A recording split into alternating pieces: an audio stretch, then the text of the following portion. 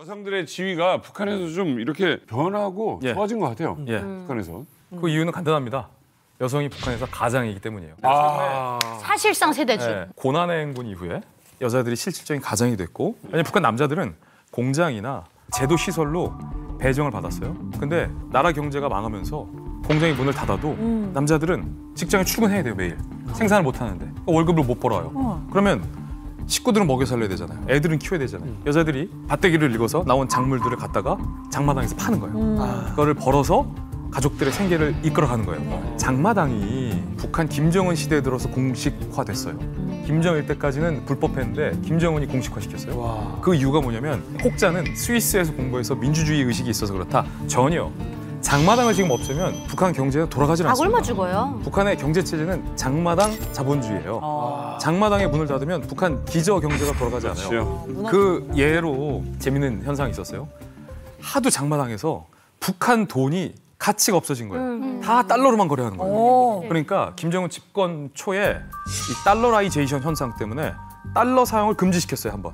그러니까 역달러라이제이션 현상이 나왔는데 무슨 얘기냐면 부자들의 달러 가치가 뚝뚝뚝 떨어지는 거예요. 그러니까 이 전주들이 사실 돈 벌어서 당에 상납도 하고 윗사람들 상납도 하고 뇌물로 주고 하는 건데 이 역할을 못하니까 오히려 역피라미드 상황에서 수입이 줄어든 거예요. 그렇죠. 그래서 김정은 시대 때 다시 달러를 푼 사례가 있어요, 최근에. 그래야겠네. 수급이 안 돼서. 그 말인즉슨 장마당이 없이는 북한 경제 망가지는 거예요. 그러네요. 근데 그 장마당을 지키는 사람들이 북한에선 여자라니까요. 맞네요. 그러니까 위상이 올라가죠. 여자가 가장이니까. 맞죠. 지금 말씀하신 게 정확한 지적인데 제2의 경제라고 표현할 만큼 굉장히 중요하게 지금 여성들의 역할이 부각되는데 제가 북중국경에서 직접 장마당을 찍은 영상과 사진이 있거든요. 오.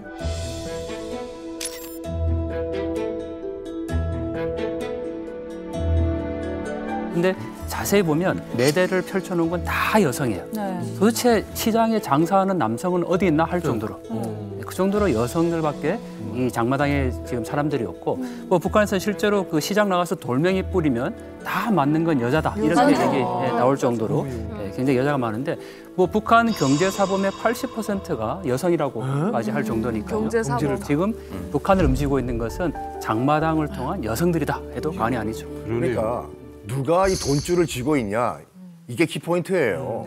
우리 역사상 가장 최악의 남전 여비였던 때가 언제입니까? 조선시대 때였으니까. 조선시대 때는 여자는 상업활동은커녕 집 밖에도 못 나왔어요. 근데 예외적으로 제주도에 있는 여성들은 상업활동이 가능했거든요.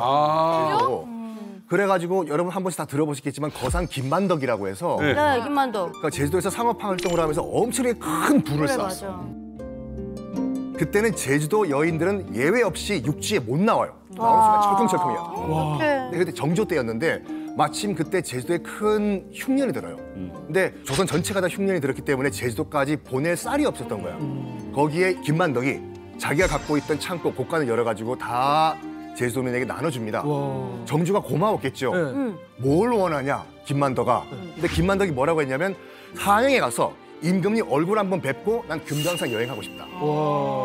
정조가 들어도 약간 어이가 없지만 고맙잖아요. 유일하게 허가하겠다. 김만덕 올라와서 내 얼굴 보고 금강산 여행 한번 가봐라. 정조네. 멋있어요. 역시 정조네. 정조예요. 그리고 누가 그 돈줄을 쥐고 있냐에 따라 가지고 가장이 되는 나라가 혹시 여러분 들어보셨겠나 모르겠지만 히말라야에 있는 은둔 왕국 부탄이라는 나라가 있어요. 부탄은 일처다부제예요. 부인 한 명에 아빠가 많은 거예요? 아빠가 여러 명. 그리고 가장이 죽죠. 딸이 이제 재산을 물려받아요. 이러다 보니까 남자가 힘이 없어. 그래서 부탄 사람들은 성이 없어요. 왜요? 아빠가 누군지 몰라요. 야, 그럼 그건 어떻게 엄마 성 따라가나? 아니 그래서 아예 성이 없습니다. 이름만. 그래서 이제 그 부탄 사람들의 여권을 보면은 한 2번 반복을 해요. 푼소라고 하면은 푼소 이런 식으로. 왜냐면 여권에는 성과 이름을 같이 써야 더 되기 써야 때문에. 되니까. 근데 또 우리나라도 제 주변에도 봐도 요즘은 일처 다부제가 있어요? 아니 일처 다부제가 있어요?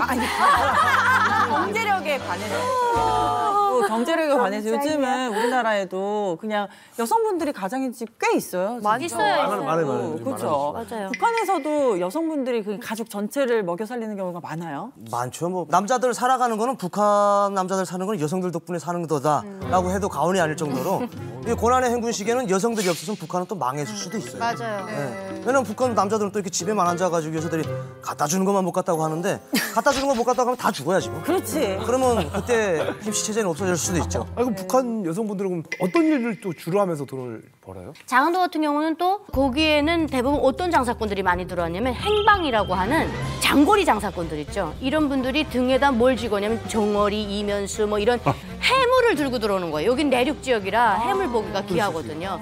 그런 식으로 와서 팔고 가는 분들이 있고 해령으로 제가 오니까 거기는 와 상상을 초월하는 게 뭐냐면 요거 속눈썹 연장하는 거 그런 걸 만들어가지고 중국에다 수출하면 그게 우리나라 들어오는 그런 것도 있었고 제가 정말 기상천외 했던 방법은 뭐냐면 말보로 고양이 담배를 집에서 만들더라고요.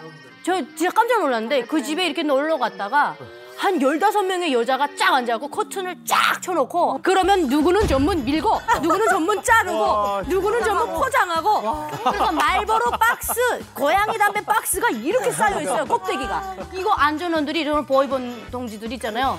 그 집 딸들하고 연애를 치면서 다 봐주더라고요.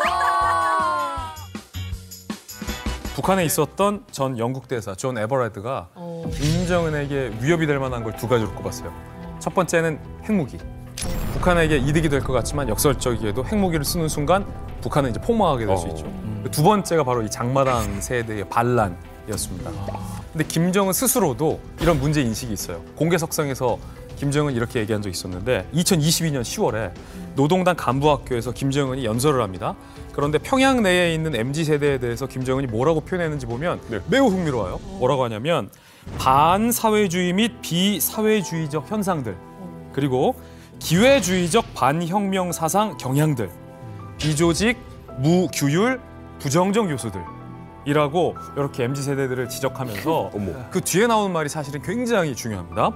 노동당이 인민의 버림을 받을 수 있다. 와. 근데 이 표현을 저 같은 북한 전문가들은 굉장히 주목했거든요. 되게 세다. 북한의 최고 지도자 입에서 노동당이 인민에게 버림받을 수 있다는 얘기가 나온 적이 한 번도 없어요. 그렇죠. 이게 최초예요. 그런데 이 세대 격차, MZ세대, 장마당 세대들의 민심 이격 때문에 노동당이 버림받는다는 의미가 뭐냐면 정권이 몰락한다는 얘기. 그치. 정권이 몰락한다는 얘기. 그치. 와, 아니 이 북한이 절대 권력 아니에요, 김정은이. 근데 장마당을 무서워한다는 게 좀 사실 이해가 잘 안 되는데. 이게 장마당 세대는 다들 아시다시피 이제 90년대에 고난의 행군 때 태어난 세대들입니다. 당이 우리한테 배급을 안 해준 세대예요. 우리를 굶어 죽게 내버려둔 거예요. 그러니까 북한 정권에 빚진 세대가 아니에요. 우리 스스로 시장에 나가서 생존을 해왔던 세대이기 때문에 이 북한 김정은의 3대 독재에 대해서 가장 로열티가 떨어지는 세대라고 볼 수가 있거든요. 진정한 자력갱생이시다. 그렇죠. 부모 세대와 다르게 당에 대한 믿음이 없어졌기 때문에 내 인생은 내가 책임져야 된다. 그렇게 자란 장마당 세대가 사실 지금 북한의 변화를 주도하고 있다고 봐도 과언은 아닐 겁니다. 네. 사회주의 체제에서 일단 가장 핵심적인 게 밥줄을 지는 거잖아요. 그때 나라에서 모든 걸 배급을 해줬거든요. 그러네. 근데 이 배급 체제가 무너져 버린 거예요. 근데 나라의 책임을 안 져. 그래서 사람들이 살기 위해서 자기가 장마당에 나가가지고 장사를 했거든요. 그걸 통해 가지고 자기가 스스로 먹게 되니까 그 다음에 당이 우리한테 해주는 게 뭐야?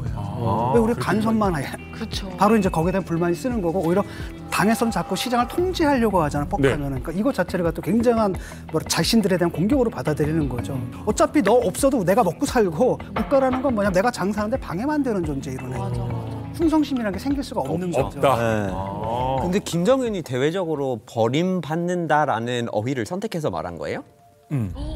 그게 굉장히 충격적이지 않아요? 왜냐면 그게 그냥 뭐 그 세대한테 인기 없다, 걔네들이 관심을 안 가져준다 이런 얘기는 뭐 충분히 할 수 있을 텐데 근데 버림받는다는 표현 자체가 이게 그 세대가 우리를 떠난다라는 게 아니라 그들이 우리를 버리고 우리가 그 버림을 받는 입장이라 이게 갑을 관계를 확 바꾼 거잖아요. 맞아요. 그러니까 그 표현이 되게 충격적일 수밖에 없어요. 타일러 씨가 포인트를 잘 잡은 완전 게 포인트. 굉장히 민주주의적인 표현을 쓴 거예요. 그러니까요. 그게 그런 말 안 했을 것 같은데. 왜냐하면 보통의 이제 미국이나 우리나라 같이 민주주의가 꽃피운 나라는 국민들에 의해 선택을 받는다. 맞아. 반대말은 버림을 받는다.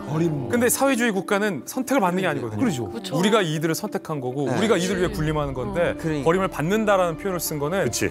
김정은의 머릿속에 사실은 민주주의의 개념, 사회주의의 개념 이런 것들이 명확한데도 불구하고 현실을 인식한 거죠.